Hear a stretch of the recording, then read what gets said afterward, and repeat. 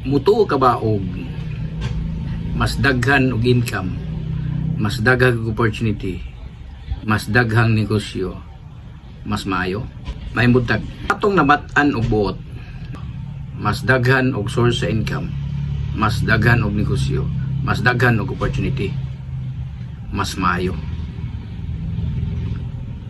Tapusan nga video kay aduna mo'y makatunan nga learning kung nganong dili maayo ang daghan kag negosyo.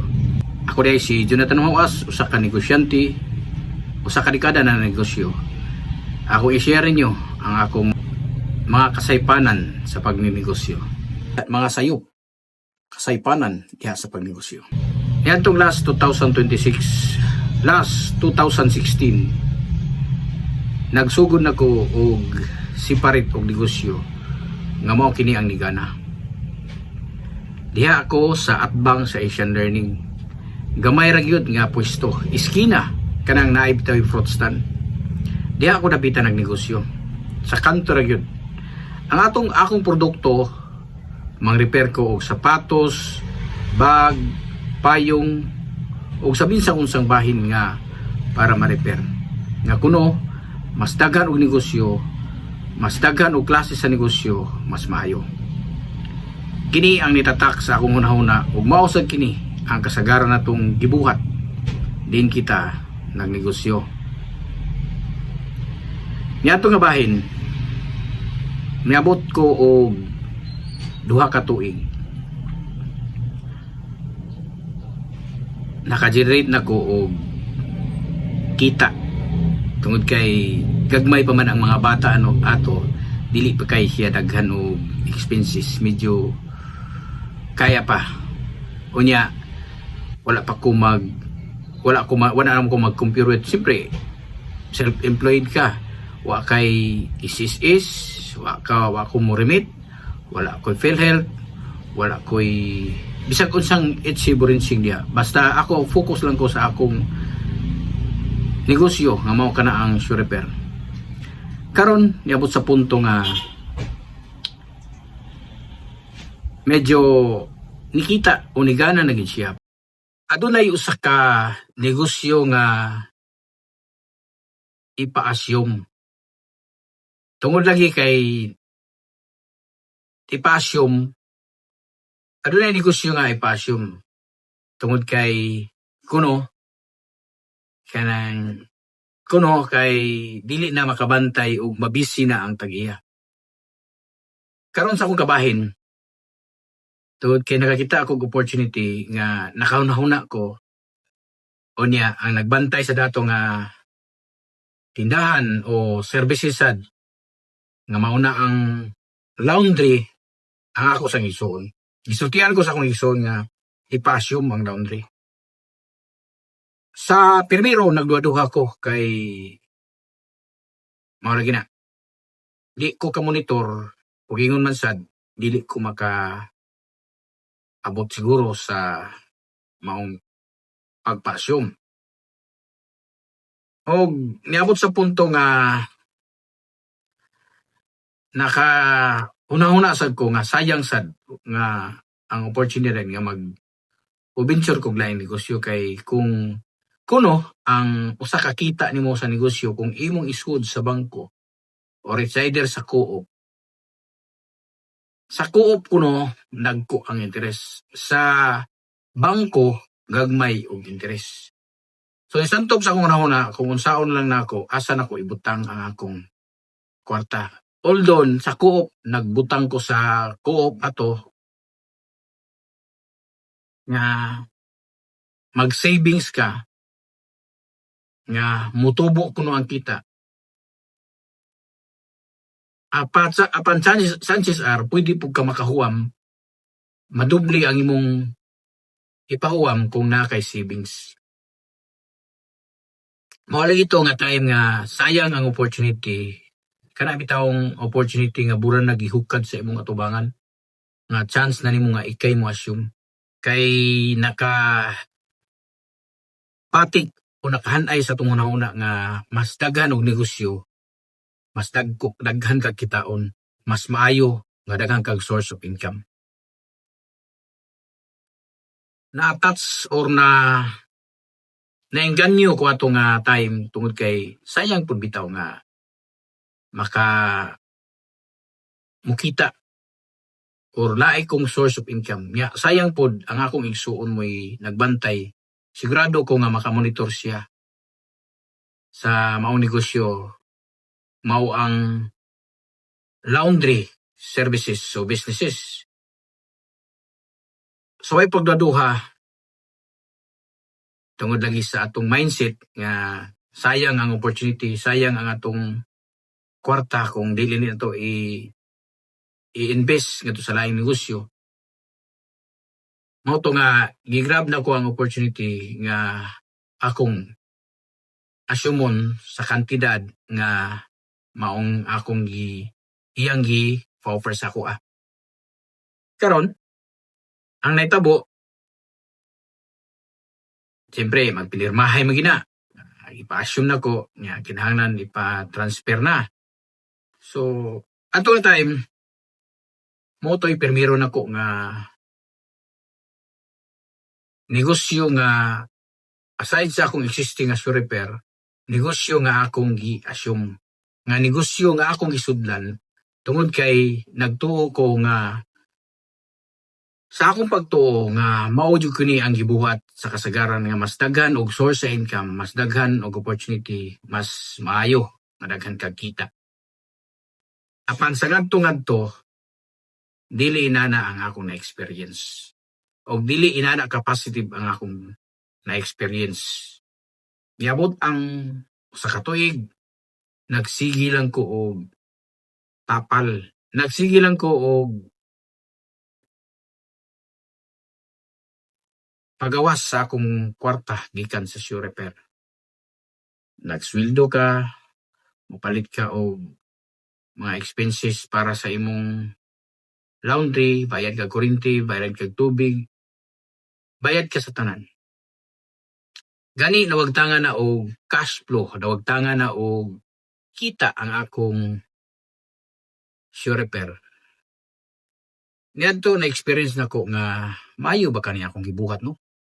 Mura nagbitik ko sa kaugalingon akong utot, mura gina na ba? Nagbitik ko sa kaugalingon ako nga ang akong kita sa Sure Repair akong gi-invest sa laing negosyo nga dili ko ka monitor, dili ko ka improve, dili ko ka concentrate, o wala ko'y hawak, wala ko'y kahibalo sa mong negosyo.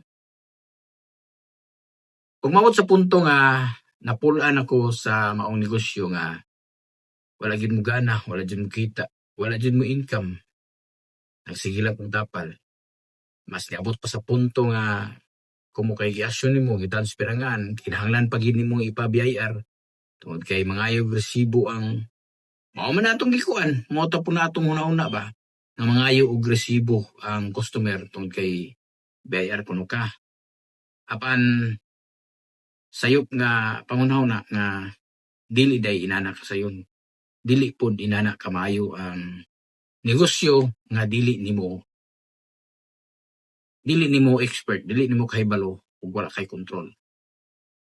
Mao gito ang lisantop sa akong hauna nga mga problema nga nagsige lang kag tapal abang ang worst scenario ang bayronon pa nimo sa munisipyo kada tuig ug sa BIR.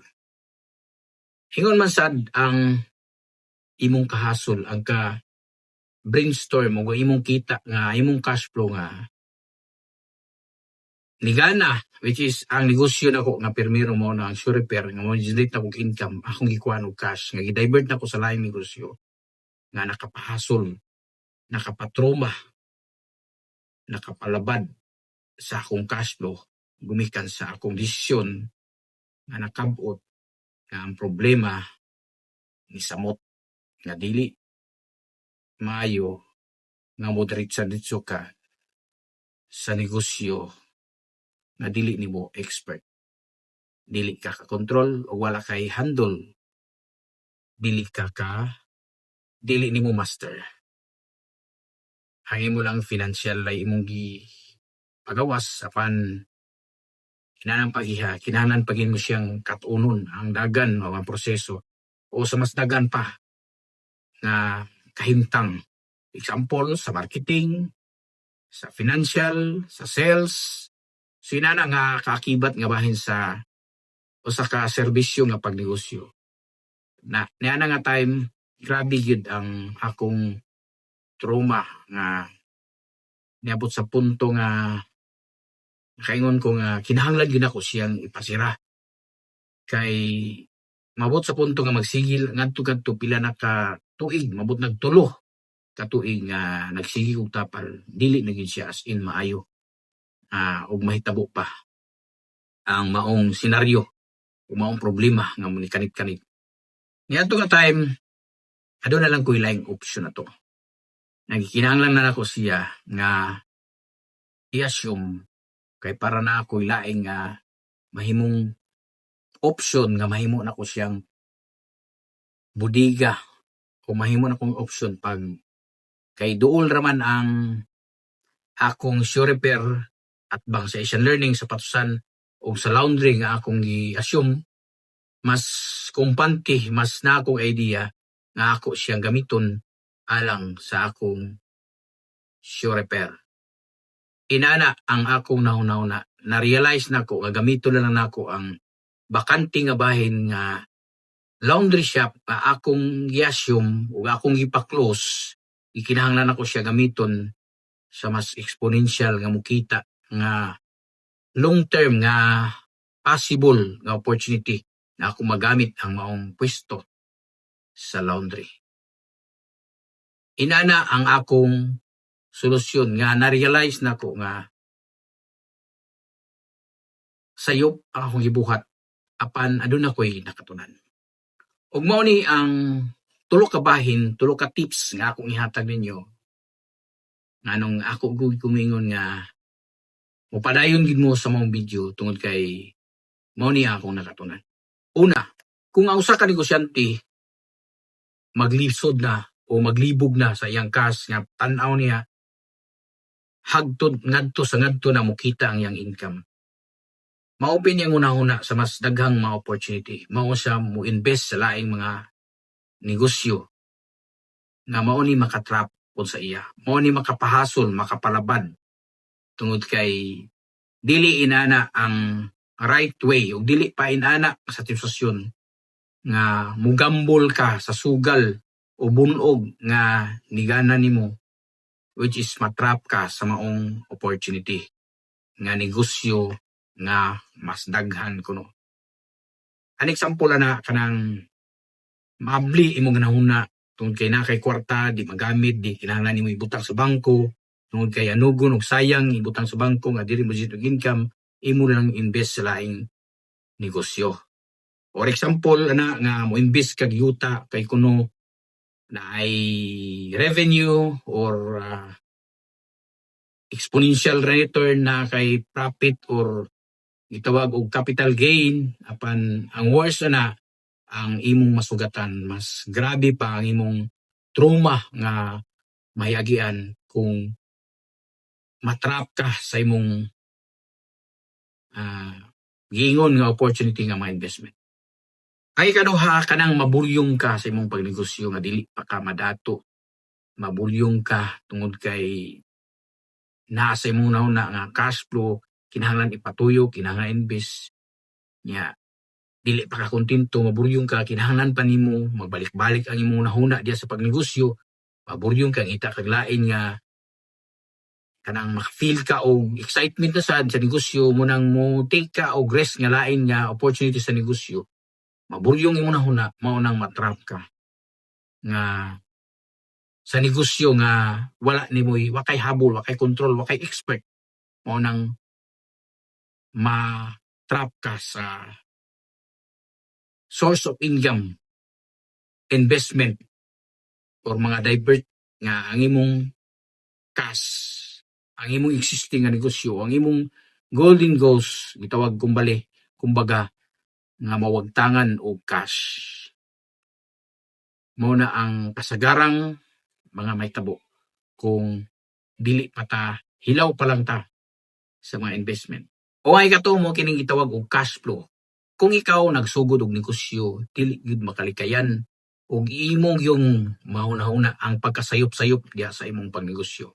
Example na ang imong cash flow, ma-divert or matrap ka sa mga investment nga dili gikinahanglan, dili pa na diha nga time nga maka mo-invest ka sa inana nga negosyo nga dili imong negosyo. Dili nimo expert, wa kay control, wa kay habol, wa kay oras pa sa pagtutok sa mga investment. Ang punto nako ang imong cash o ang imong binhi nga kinahanglan pa nimong patuyokon, kinahanglan pa nimong amumahon, mutubo ra sa iyaha nga siya na lang. Ang gimin nako nga negosyo nga kinahanglan nimong i-duplicate, kinahanglan nimong ipasabog ang negosyo. Tungod kay ang negosyo nga dili mo dako, subject sa pagkatumba tungod sa gitawag og hindrance og mga problema nga mabot. Ay example, competition, mga permits, mga gobyerno. Inana nga sitwasyon, matrap ka sa positive nga outcome kung dili ginato mahuna-huna ang problema sa umabot tungod kay nag-adjust o hilaw pa lang ka sa akong pagnegosyo. Sabi ninyo, sa akong gituhuan nga, sa negosyo, dili gyud perpekto. Sa negosyo, kinahanglan kang magkasayop-sayop. Kinahanglan kang mulantaw, magkasayop-sayop. Mas daghan kag sayop, mas duol ka sa imong padulungan. Mas daghan ka og problema, mas advantage ka. Mas nganong ako ning isulti tungod kay sayang ang mga nagnegosyo nga matrap, mabugnaw diha sa pagnegosyo nga makaingon sila nga dili ni para ako ang negosyo. Hinumdumi nga ang school system gidesign para ikaw mamahimong perpekto. Apan sa realidad sa tinuod nga pagnegosyo, dili kinahanglan ka magkadagma, magkamusi-musi og labaw sa tanan. Mahimo kang bansagan og successful kung ma-perfect nimo ang pagkasayop-sayop diha sa imong pagnegosyo.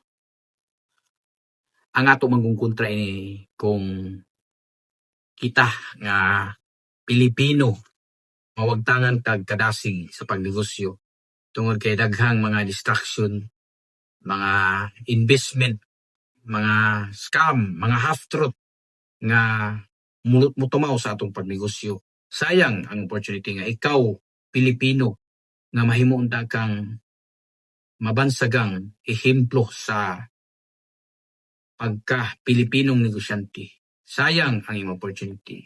Muna, panlimbasog. Paningkamot, tungod kay hadool na lang ang imong kalampusan. Kung dili musugot ang Ginoo nga ikaw